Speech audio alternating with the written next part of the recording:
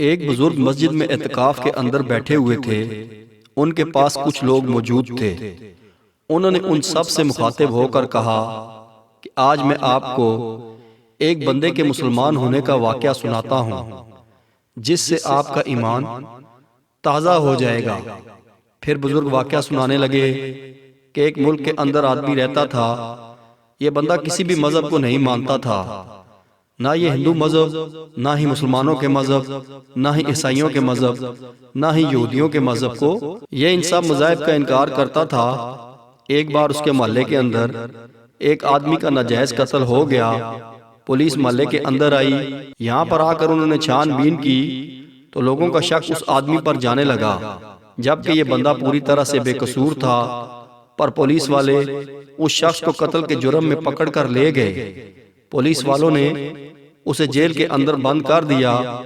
یہ آدمی کافی حیران اور پریشان ہونے لگا کہ میں ہوں بھی پوری طرح سے بے گناہ، جبکہ جس کا قتل ہوا ہے میں تو اس کو جانتا بھی نہیں تھا، پر پھر بھی ان پولیس والوں نے مجھے بے قصور پکڑ لیا ہے اور نہ ہی ان لوگوں نے میری کوئی بات سنی ہے۔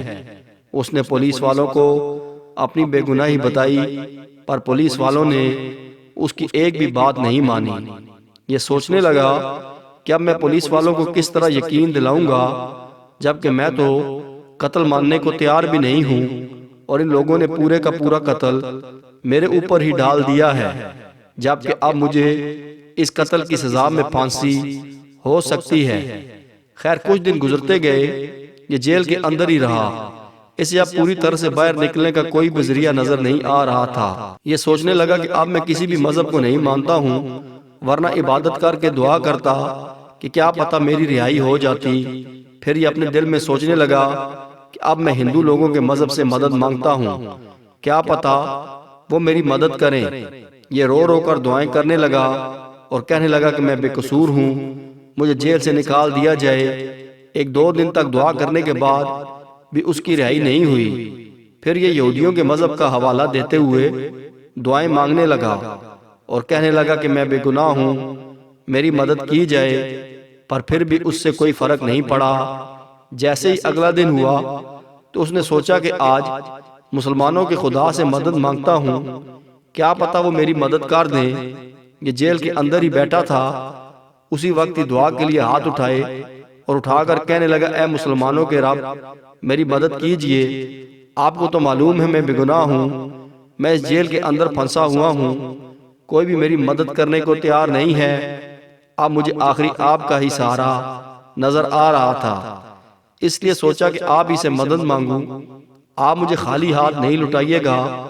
ہاں مجھے یہ بھی پتہ ہے میں مسلمان نہیں ہوں، پر پھر بھی اب میرا آخری سہارا آپ ہے۔